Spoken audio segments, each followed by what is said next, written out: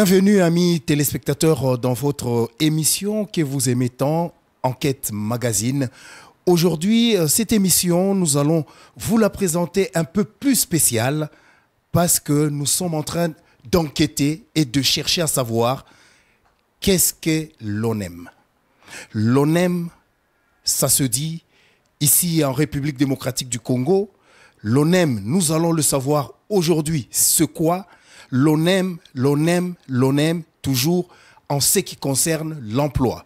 Patrick Issala est à la réalisation, Alain Kandalavumbi, c'est moi, votre humble serviteur qui vous amène à découvrir ce que nous avons dans notre pays, ce que nous avons pour peut-être émerger et surtout avec cette jeunesse qui, par rapport à l'emploi, doit impérativement passer par l'ONEM.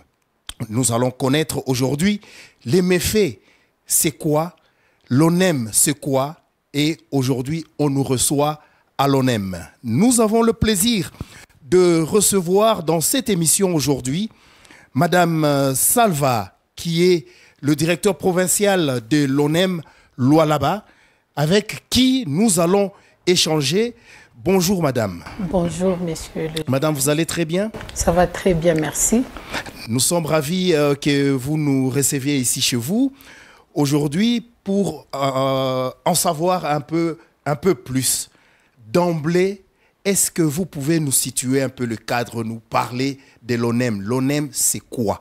Pour que toute la population qui nous suive, que ce soit à la radio, à la télévision et les internautes, pour qu'ils sachent l'ONEM, c'est quoi d'abord? Merci beaucoup pour la question qui est déjà pertinente, mais qui n'est pas la première à être posée. Beaucoup de gens se posent la question, finalement, c'est quoi l'ONEM? Et nous sommes ravis d'abord de vous recevoir dans notre office. Et s'il faut parler de l'ONEM, d'aucuns n'ignorent ce que c'est l'ONEM. C'est un établissement public qui a été instauré pour mettre en contact les demandeurs d'emploi et les entreprises qui manifestaient finalement le besoin. En d'autres termes, je peux dire que c'est un établissement public doté d'une personnalité juridique et d'une autonomie financière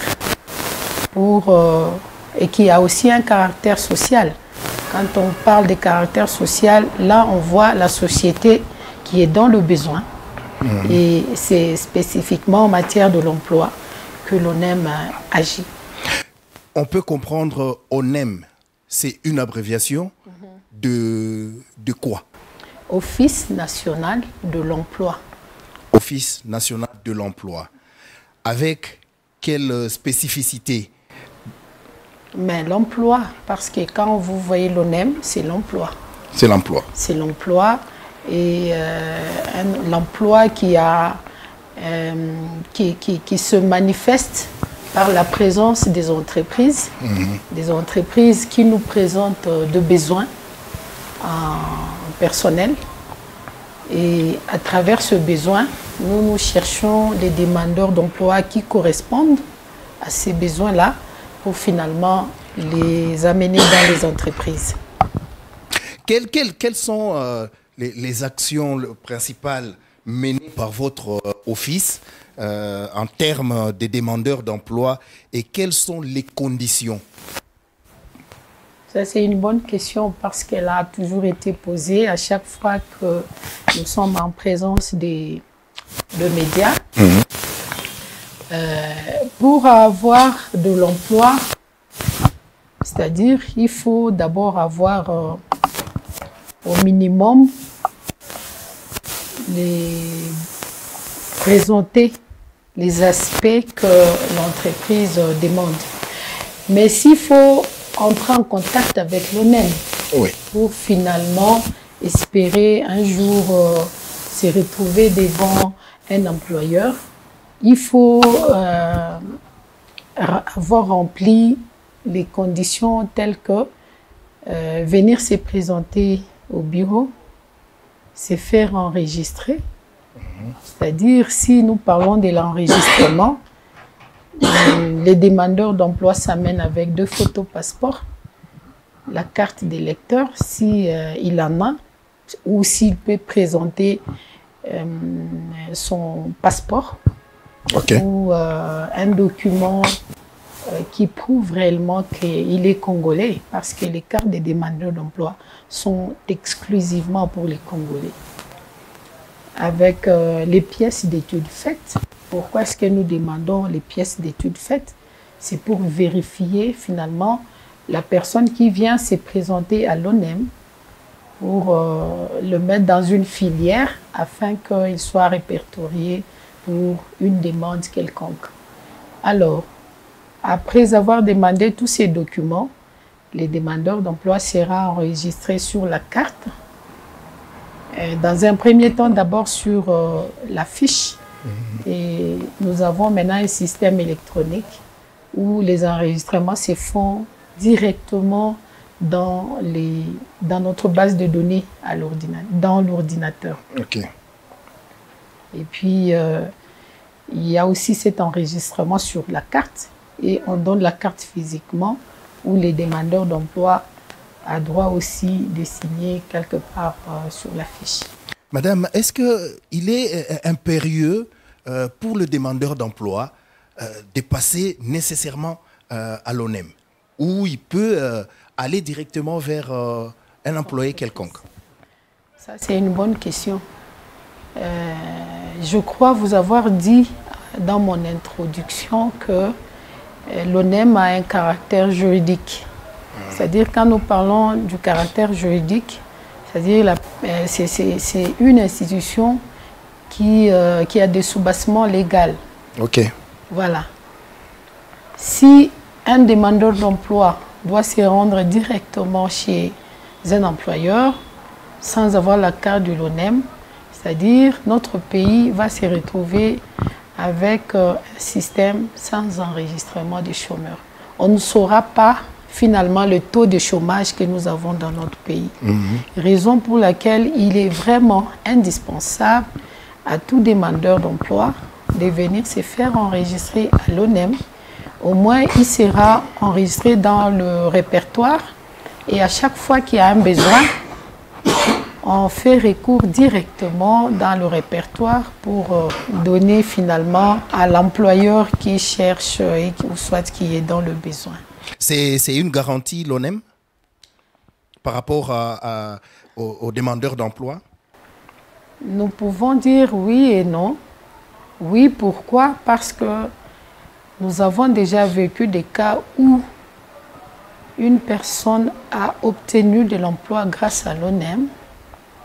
Et nous pouvons également dire non, dans le sens où il y a jusque-là des entreprises qui n'ont pas encore compris la pertinence de l'existence de l'ONEM et qui se font des engagements que moi je peux appeler dans l'informel, qui font des engagements illégaux qui ne nous permettent pas finalement d'avoir une base de données correcte afin que nos statistiques répondent finalement aux besoins de la République. Et comment palliez-vous, vous, ONEM, avec ces genres d'entreprises qui font des engagements illicites, si on peut appeler ainsi? Comment faites-vous avec eux? D'accord. Les relations qui existent entre nous et les entreprises, c'est une relation de partenariat. C'est-à-dire, c'est un partenariat qui demande finalement que nous devons être ensemble pour engager les demandeurs d'emploi.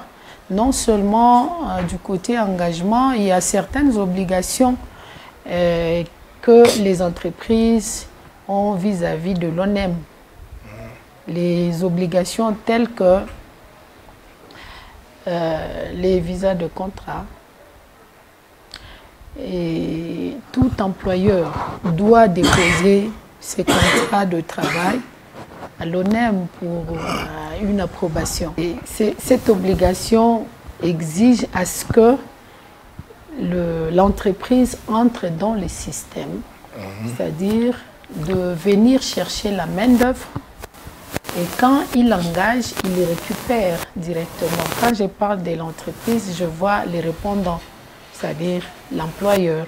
Alors, il doit venir chercher la carte de l'ONEM, il doit exiger la carte de l'ONEM dans sa demande et chaque demandeur d'emploi dépose son dossier avec la carte y afférente et c'est l'employeur lors de l'engagement qui nous retourne finalement cette carte pour dire quoi cette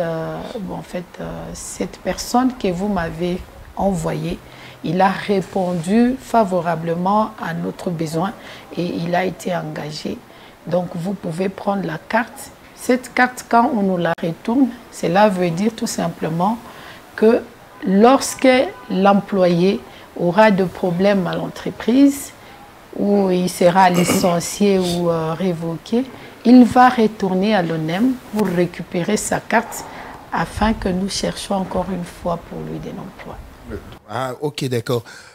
Messieurs et dames, vous êtes en train de nous suivre. Je vous rappelle que dans cette enquête magazine, nous recevons aujourd'hui Madame Salva Mungai Mungena, qui est la directrice provinciale de l'ONEM dans le Lualaba, qui est en train de répondre évidemment à plusieurs questions d'actualité, surtout pour que les uns et les autres arrivent à comprendre comment fonctionne l'ONEM et pour obtenir de l'emploi, qu'est-ce qu'il faudrait pour la situation de notre province du Lualaba. Madame, une autre question qui nous vient à l'esprit, quelle est la situation actuelle du marché de l'emploi dans la province? Les taux en termes de pourcentage. Voilà, si nous pouvons être corrects, tellement qu'il y a trop de mobilité dans les mouvements des entrées et des sorties. Des sorties, oui. Dans les différentes entreprises de la place. Mais ce que nous pouvons dire, c'est qu'il y a déjà plusieurs avancées par rapport au fonctionnement qu'on avait bien avant. Il y a plusieurs avancées du côté enregistrement des demandeurs d'emploi. C'est positif? Je peux dire que c'est positif jusqu'à maintenant. Il y a d'abord on enregistrait, on affichait beaucoup plus les offres pour que les demandeurs d'emploi viennent vérifier et postuler. Mais maintenant il y a une plateforme informatisée où tous les demandeurs d'emploi s'inscrivent et ils postulent. Dès que nous mettons sur la plateforme en question une offre informatisée, une demande d'une entreprise quelconque, à ce moment-là, il peut postuler à partir de chez lui et être appelé par l'entreprise et faire des tests. Et c'est l'entreprise qui nous retourne les résultats en fin de compte. Et ça nous permet de comprendre qu'il y a quand même des avancées. Et aussi, il y a certaines entreprises qui sont venues à l'ONEM pour avoir des informations approfondies sur comment avoir la main-d'œuvre de manière aussi informatisée.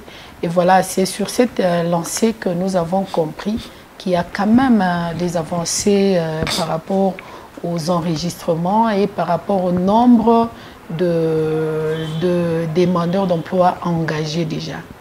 Madame, il y a un souci terrible à travers la ville et on se pose mille et une questions. Est-ce que vous avez un programme spécifique concernant les femmes, les personnes handicapées ou les vivant avec handicap, les vulnérables? Parce que généralement, on voit, par exemple, vous êtes handicapé, on ne sait pas vous engager. Mais vous avez fait les études. Est-ce qu'il y a un programme spécifique quant à ce? Dire qu'il y a un programme spécifique, ça, c'est pas évident. Parce que nous, dans notre système, nous travaillons dans l'objectif de ne pas exclure. De ne pas exclure, je peux dire, oui, les personnes vivant avec handicap. Oui. Nous enregistrons tout le monde sans exception, même les personnes qui n'ont pas de formation, les personnes non instruites, nous enregistrons tout le monde sans exception. Mais ce qui est vrai, nous n'avons jamais constaté des personnes vivant avec handicap venir se faire enregistrer. Je ne sais pas moi, c'est peut-être par leur façon de voir les choses, où ils pensent que si une fois qu'ils sont enregistrés, ils ne seront pas pris dans les entreprises. De notre côté, nous n'avons pas de soucis. Il n'y a pas un programme spécifique pour encadrer cette catégorie de personnes. Ok. Mais ce qui est vrai, c'est peut-être du côté entreprise où il y a ce problème-là d'exclusion. D'exclusion. Ah, donc vous recevez tout le monde? Tout le monde, sans exception. Avec quel genre de conditions? Il y a moyennant de paiement ou comment? Ou bien ça se passe comment? Aucun paiement. Ça a posé beaucoup de problèmes. Oui, justement. La plupart des gens qui n'ont pas d'informations correctes, exactes, ils parlent partout qu'à l'ONEM, on demande de l'argent. Mais il y a déjà une affiche mentionnée là dehors, en rouge d'ailleurs, qui dit « Aucun paiement ne sera effectué ». La carte de l'ONEM est donnée gratuitement. Mais si vous venez, quand on vous demande de l'argent, venez me voir, je vais intervenir parce que ça n'a pas été prescrit dans nos règlements. Quelque part, madame, il y a une certaine bouche qui raconte, qui dit que quand les gens se présentent à l'ONEM, et juste à la sortie, ils tournent le dos et c'est fini pour eux. Donc, ils sont à leur propre merci. Donc, il n'y a pas de suivi. Est-ce que vous confirmez ou bien vous infirmez cela? En fait, c'est ce que je viens de dire. S'il y a ce suivi de l'ONEM par rapport à un membre, parce que si vous détenez déjà la carte de l'ONEM, c'est que vous êtes membre. Voilà. Voilà, c'est ce que j'ai dit. Bon, les gens sont peut-être mal informés. Mal informés, oui. Il faut venir s'informer à la source. OK. On ne laisse pas les demandeurs d'emploi à leur triste sort. Raison pour laquelle nous les enregistrons dans notre répertoire.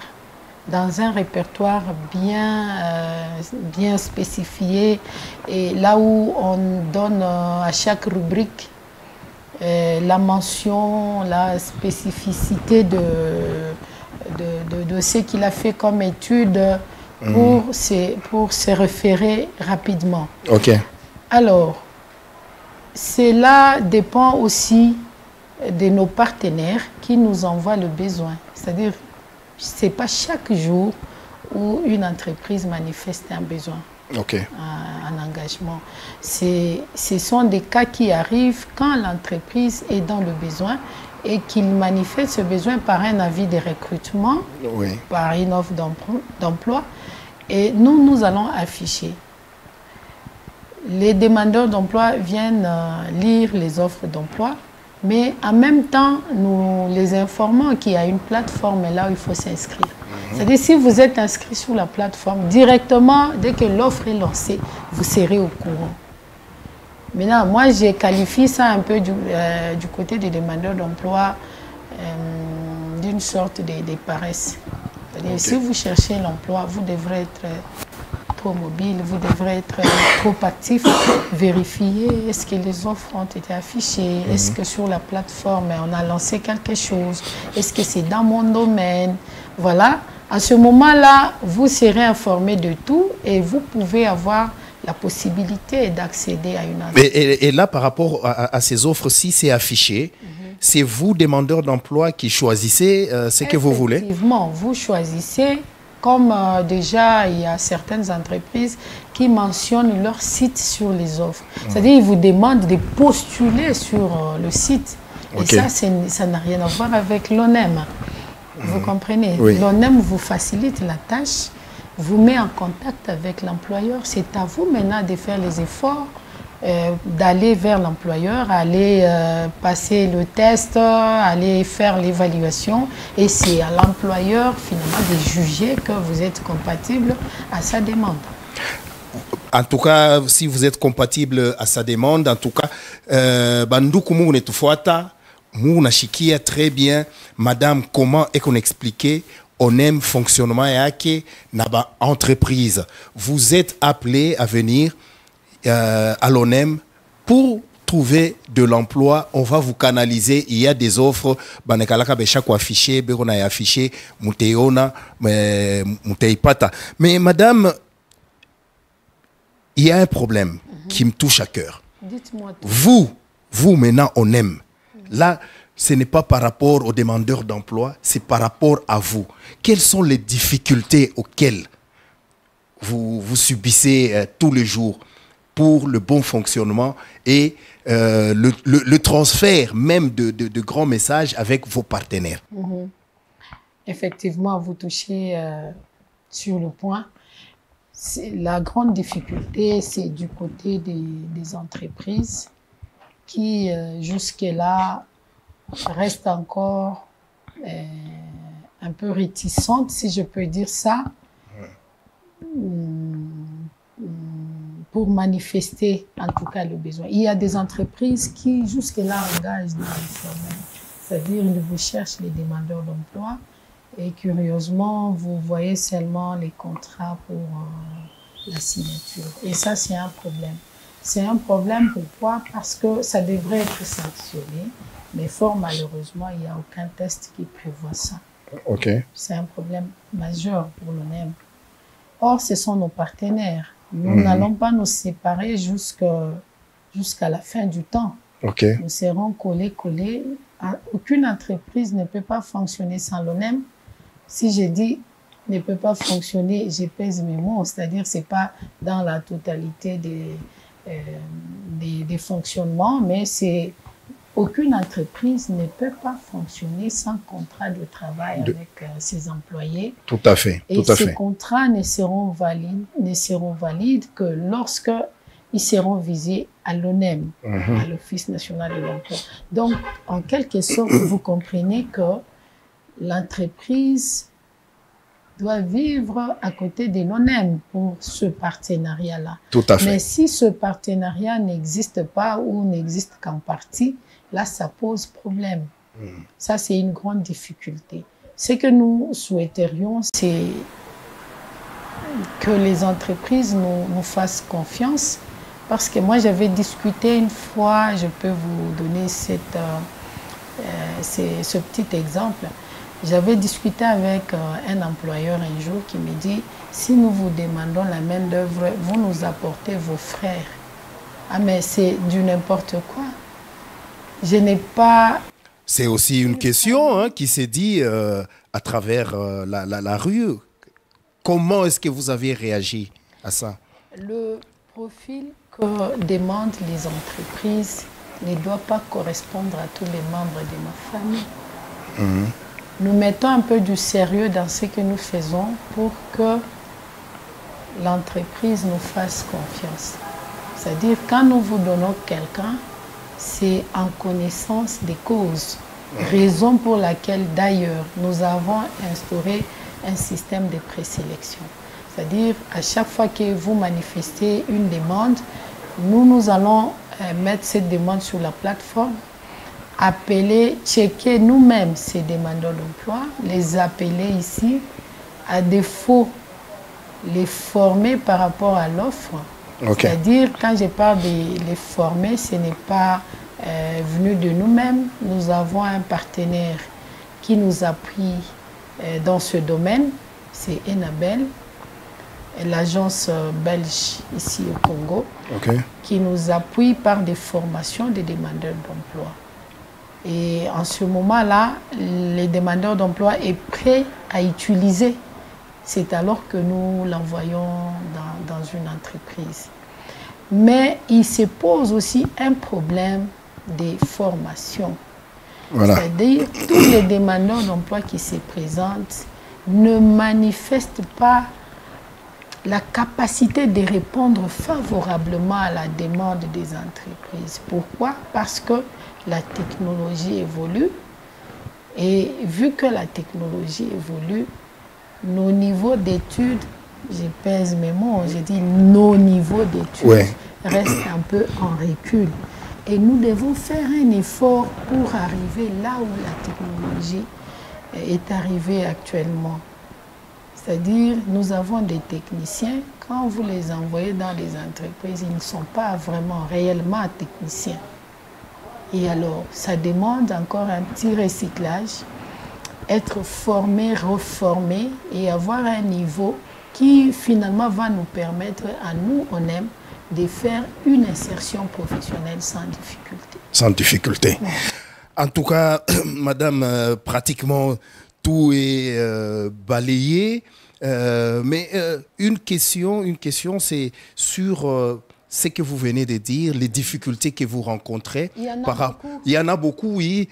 Parmi tant d'autres, c'est que les employeurs font dans l'informel sans passer par l'ONEM.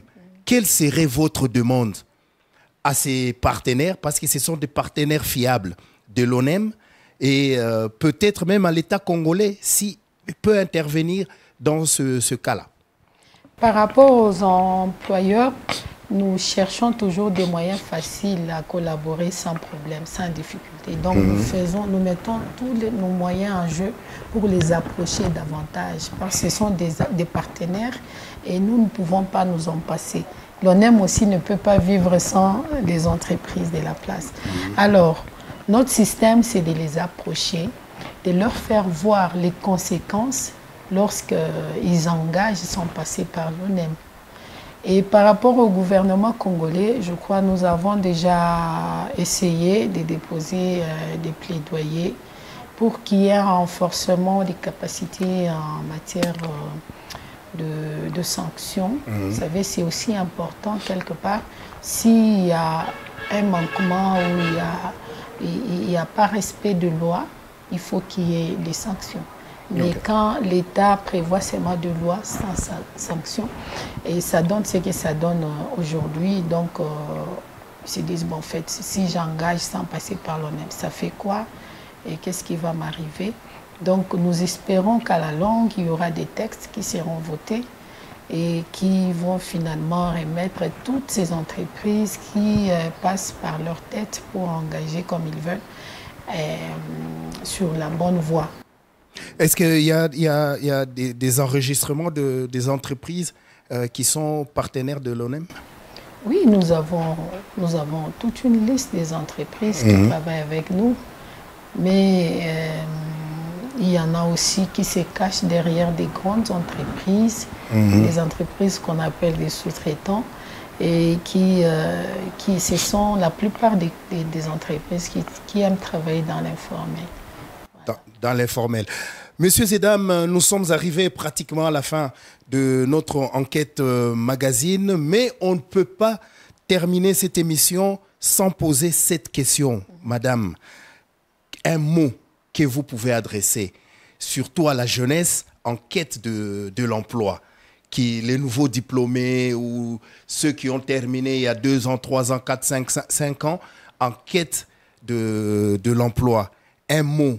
Quel serait ce mot-là sur les conditions d'éligibilité? On termine par là. En toute simplicité, je voulais vous demander pas un mot, mais 2 mots. 2 mots. Le premier mot, c'est de vous remercier d'abord pour votre présence et de vous demander à ne pas arrêter. Si vous appelez cette émission enquête, c'est-à-dire ça doit continuer. Ne vous dérangez pas de venir nous voir. Nous vous donnerons toutes les informations possibles en ce qui concerne l'ONEM.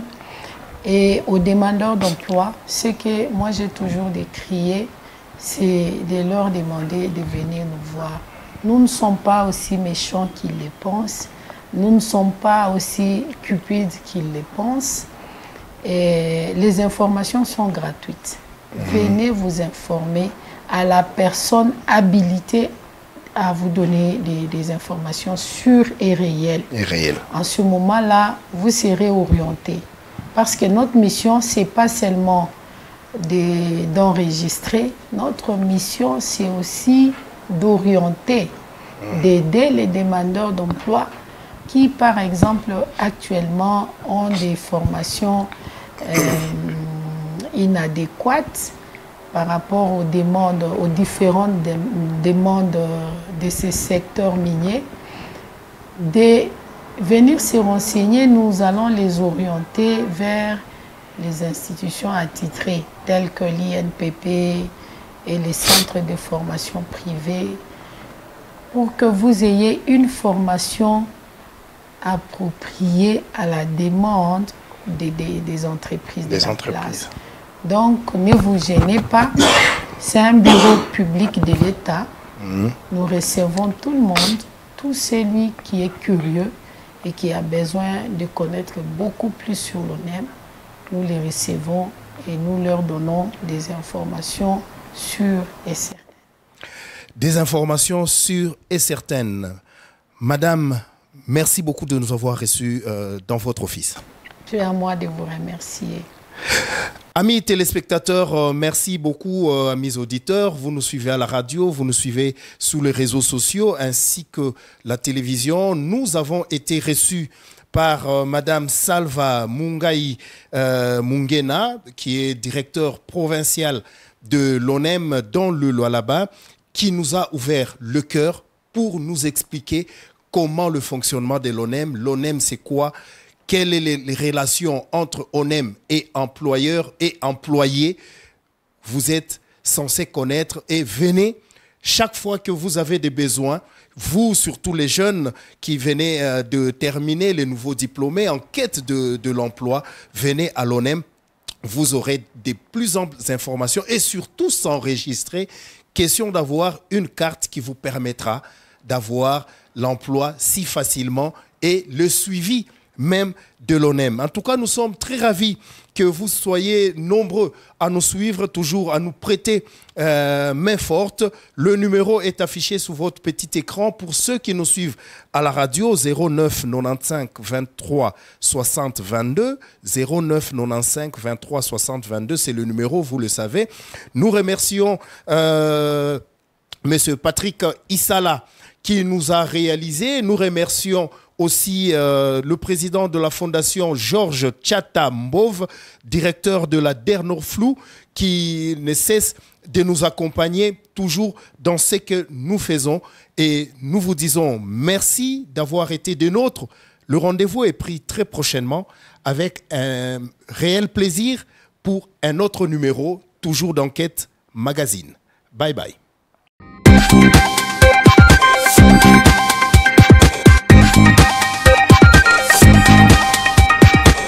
Thank you.